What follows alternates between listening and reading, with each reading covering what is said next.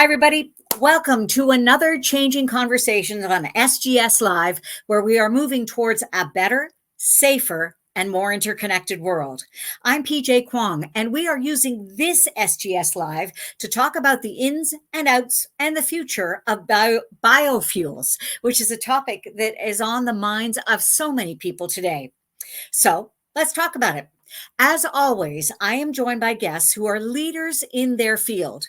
In this session, we're going to be talking with Sara Logue, who is the Director of Business Development, Biofuels, and Renewable Energy at SGS NAM. Welcome, Sara.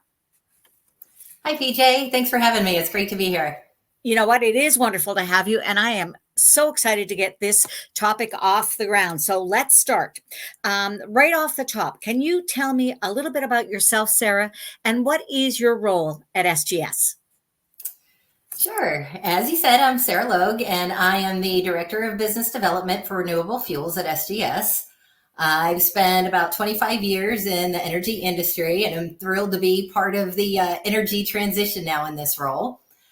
I am based in Northwest Washington State in the PNW, which is perfect for me as a lover of all things outdoors.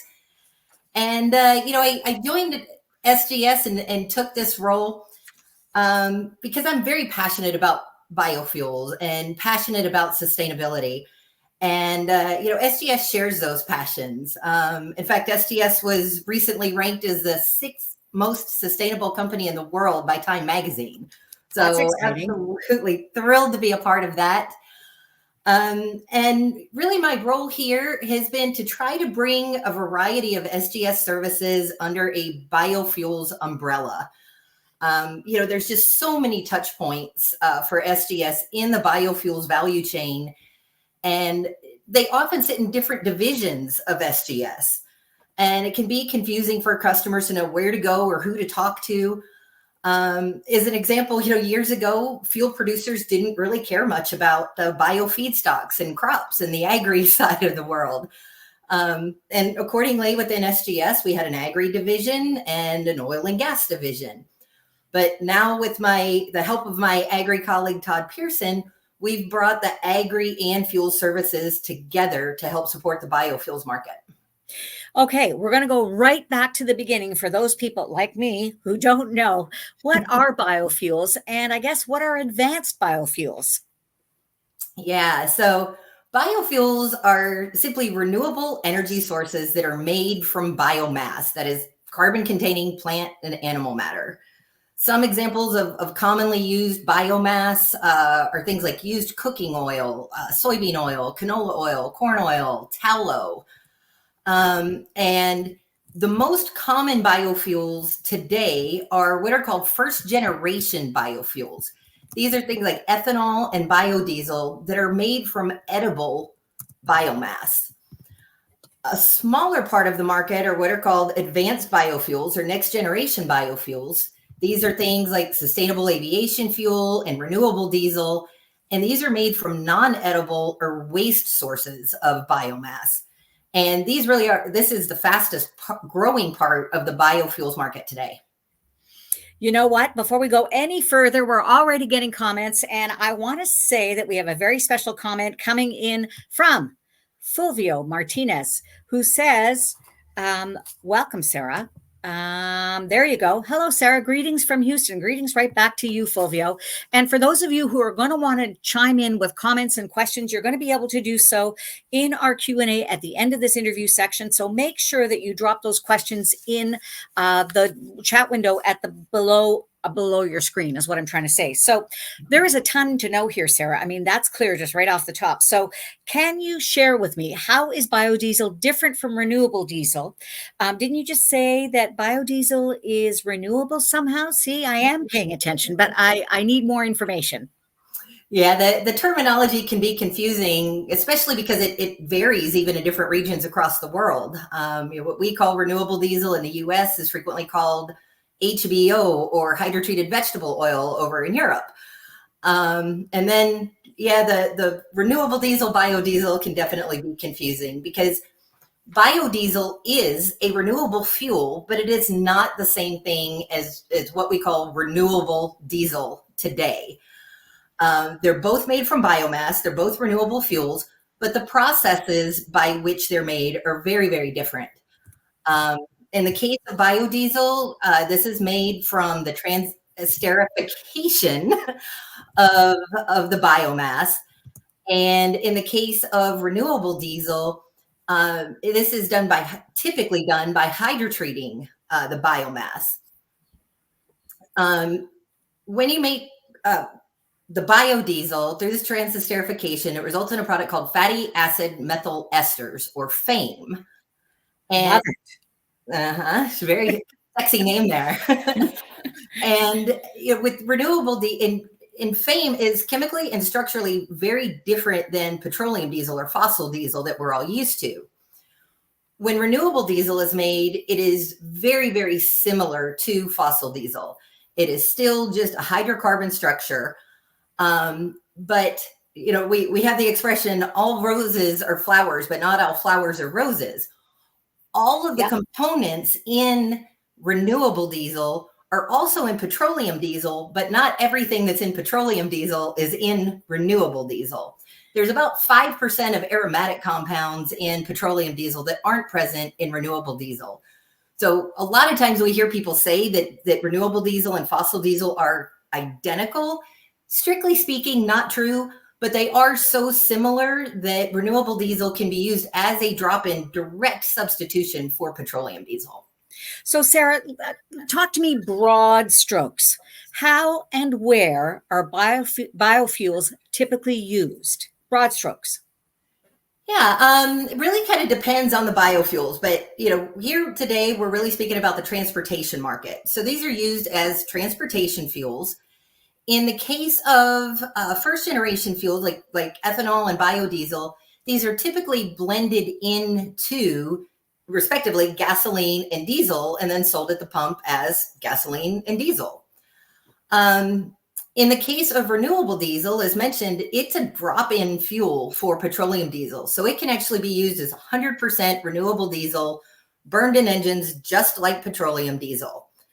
And then in the case of sustainable aviation fuel, when it's produced, it must be blended at no more than 50% with conventional jet fuel and then recertified as Jet A or Jet A1 to be used in aircraft.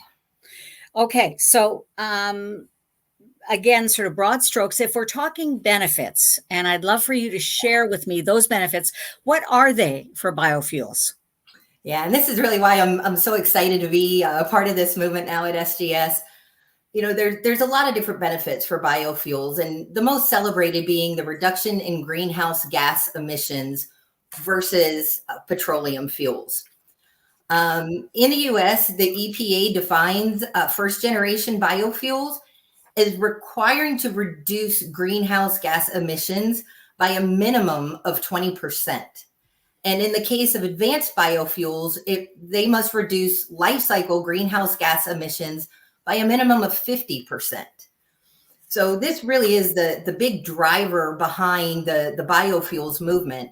But there are some other benefits as well, such as increased energy security through reduced dependence on foreign oil, and even job creation through the development of new processes and technologies and the production of these biofuels. Sara, you're going to be thrilled to know that we are already getting some great questions and comments coming in from our audience. We're going to try and get to as many of them as possible in our Q&A at the end of this interview segment. But audience, keep those questions coming. This is fantastic. Right now, I want to know, though, what is the current demand for biofuels? And where is it coming from? Yeah, I'm going to answer this question a little bit backwards because, demand for biofuels means a lot of different things to different people. We can talk about it by region. 85% of biofuel consumption today is generally across the US, Europe, Canada, Brazil, and Indonesia. We can talk about specific markets like the aviation market that's seeing increased demand for biofuels today. But really, at the end of the day, the demand comes from you, from me, from everybody watching, from the consumers out there. We use both our wallets and our ballots to voice our demand for a cleaner, safer, healthier environment. And biofuels plays a big part in that. there's more information on the products we buy and the services we use available today than ever before. There are even apps out there that will let you scan a QR code on a product and see the entire carbon footprint of that product. And people are using this information to make smarter choices about the products they buy. So this really is where the demand originates. Now, as far as how much demand is out there for the biofuels today, globally, it's really only about 3.5% of the total fuel market. And within the US, it's about 6%. So it looks like a small market, but the good news for all of us is that this market is expected to grow very rapidly over the next several years. Globally, they're expecting about 30% growth by 2030. And within the US, I've seen reports ranging from about 8 to 12% year over year growth now through 2030. So a lot of growth coming. And I think it's worth noting that, we all see in the headlines some of these net zero targets being announced out there, that we want to be net zero carbon emissions, right? And the Energy Information Administration in the US has estimated that these growth rates for biofuels will actually have to triple the forecasted growth in order to hit the EIA's net zero by 2050 target. You know what, Sarah, just as we talked about off the top, this is a very much an evolving market. I mean, when you think about the fact that corn used to be just corn, and now it's something else, right? So this is a very interesting sort of topic. And now it's time for us to get our audience involved in my favorite segment, which is really our trivia question. So today I have a multiple choice question for our audience. Feel free to drop your answers in the chat window below, and we're going to try and get to as many of them as possible to see sort of what you think. So in our completely unscientific multiple choice question, I want to know what the audience thinks is the current estimated cost to build a new 25 million gallon per year biodiesel plant in the US. So answer A is $1 to $5 million. Answer B is $20 to $50 million. Answer C is $100 to $200 million. And answer D is $500 million to $1 billion. So the question is, what is the current estimated cost to build a new 25 million gallon per year biodiesel plant in the US? A, 1 to 5 million, B, 20 to 50 million, C, 100 to 200 million, D, 500 million to $1 billion. Okay, Sarah, we're going to give people a little bit of a chance to answer. What I want to know is, do these numbers scare you? They kind of scare me a little bit. I'll be honest with you. Should I be afraid of these high numbers? No, I don't think so. You've got to put it in perspective of, the total cost. What it costs to build a new petroleum refinery, which we haven't seen a lot of here in the US in many, many years now. But no, and actually the equipment cost is only a fraction of what it costs to actually be a fuel producer. You still have to secure feedstocks and all the regulatory work around biofuels, and these costs are actually for a biodiesel plant quite low compared to the cost of a petroleum refinery. Wow. We have just given our viewers a hint on the answer there. You know what? I love a hint. I'm still not smart enough to be able to figure it out, but nevertheless, I do have the correct answer. I'm interested to see how our audience did, but if you were wondering, the correct answer is B. Which is $20 to $50 million to build. It's the estimated cost to build a new 25 million gallon per year biodiesel plant in the US. So how did you as the audience do? Let's just take a quick look to see. Yep. Lots of B's, lots of C's. There we're gonna highlight Hector because he got it right. He did B. Mohammed did as well. So good for you if you were able to figure out the answer to that question. I think it's really interesting and timely. Okay, Sarah, we're going to turn the corner right now to SGS. What role does SGS play in the biofuels market? Well, luckily for me, we play quite a big role in the biofuels market. You have to think about the fact that this is truly a global market with both feedstocks and the fuels moving around globally. For example, a ton of canola oil comes out of Canada into the US as a biofuel feedstock. Likewise, a lot of tallow comes from Latin America into the US as a biofuel feedstock. And in turn, the US then exports, I think in 2023, it was about $5 billion worth of finished biofuels exported out of the US to other countries. And if you look even within the US, most advanced biofuels are made on the US Gulf Coast, but they're used on the West Coast in California, over 80% of them.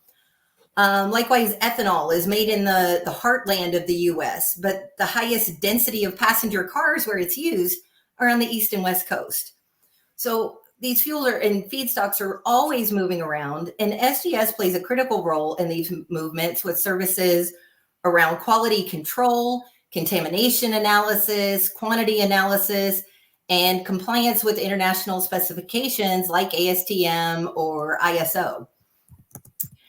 In addition, the rapid growth of this market has given us the opportunity to get involved in some pretty cool projects with customers, like helping them try to qualify a new feed source in their process as the feedstocks space becomes a lot more competitive.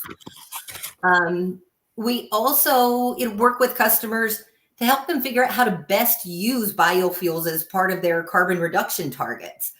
For example, the International Maritime Organization has laid out a strategy to reduce carbon emissions by, I think it's 40% by 2030. And I believe biofuels can play a big part in helping them hit these targets, but it's most likely going to be through blended biofuels into their conventional VLSFOs, their traditional bunker fuel. And these fuels don't always play well together. So it can be quite tricky to figure out the optimum level of biofuels to blend in so that you're hitting your carbon reduction targets while still offering high performance fuels for your customer. And even beyond the lab, our own labs, we offer a suite of EPC services, engineering, procurement, and construction services to help customers design, scope, build, even equip, run, and staff their on-site laboratories. And completely outside the laboratory scope, we offer a lot of sustainability accreditation certifications and trainings. Greenwashing is a big concern for a lot of people today. That is the overstating of unfounded environmentally friendly claims by customers. So these sustainability services that we offer are also quite important in the biofuels market. You know what? This is a fascinating topic. And as always, we've got great interest from the world around us. So let's take a quick look at some of the comments to see where people are joining us today. And I want to remind you that there will be a Q&A at the end of this interview section. So if you want to be in touch with Sara Logue with a question or comment, please drop it in the chat window below. But let's take a quick look at some of the comments from some of the people who have joined us from everywhere, which is so cool. If we take a look from our comments, we can see, let's see. Oh, look, just lovely greetings. People aren't telling us where they're from. Lots of hello, another hello, another hello. And then we've got, just as I mentioned before, we've always got people coming from everywhere. So I want to say a big thank you and a big hello. So Sara, we started this conversation focusing on biofuels, and I wanted to dig a little deeper into the world of our clients. Who are they typically, and what specifically are they looking for when they first come to you?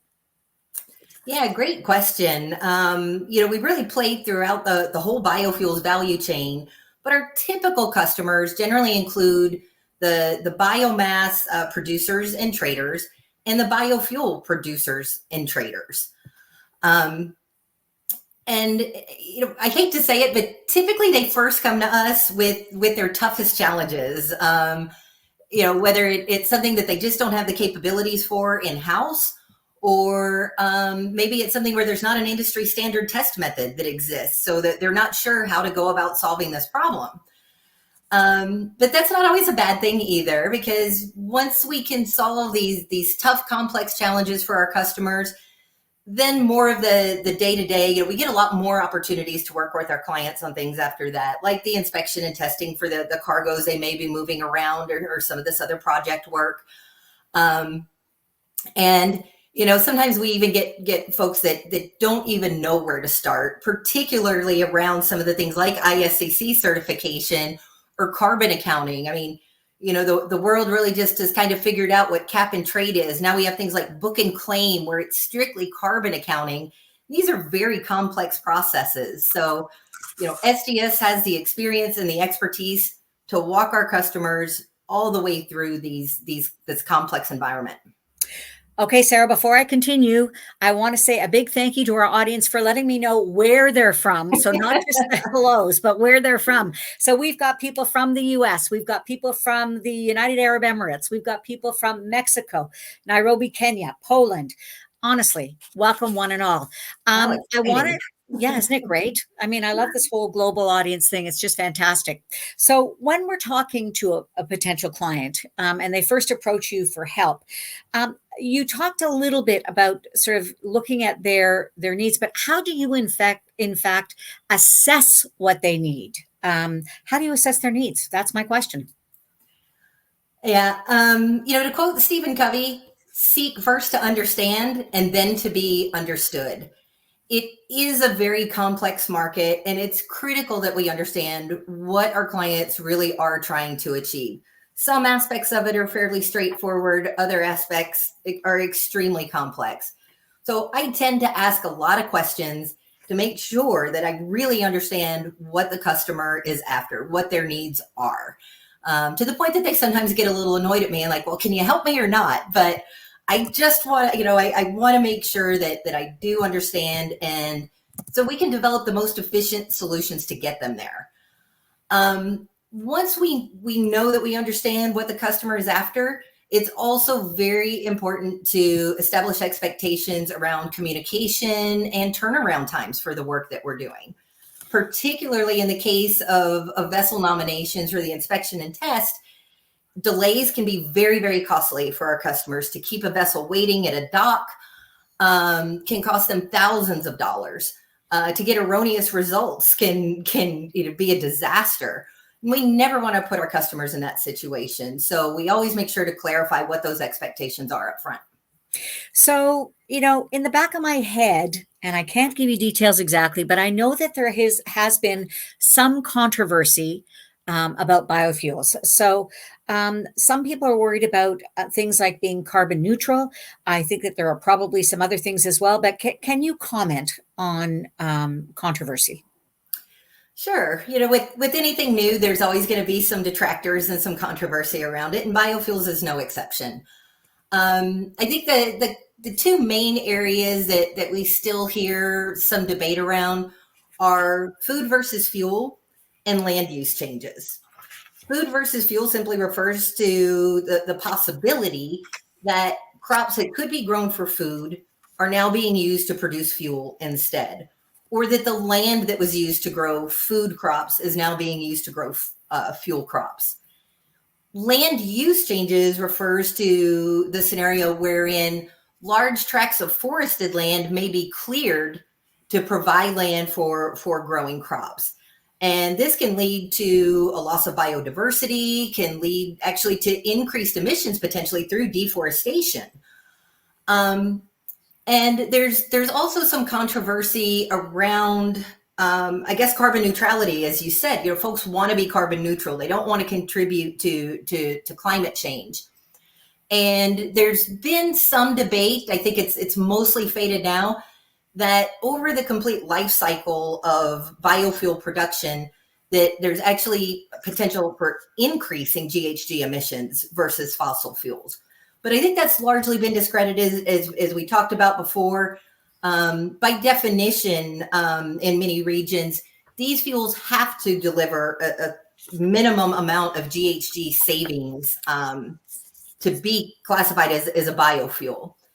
In addition, there's a lot of regulations like the Renewable Energy Directive in Europe that strictly defines criteria for the sustainability of feedstocks with an eye to things like land use and GHG emissions, And there are things like ISCC certification that can ensure the sustainability of feedstocks and the protection of biodiversity, the end of deforestation.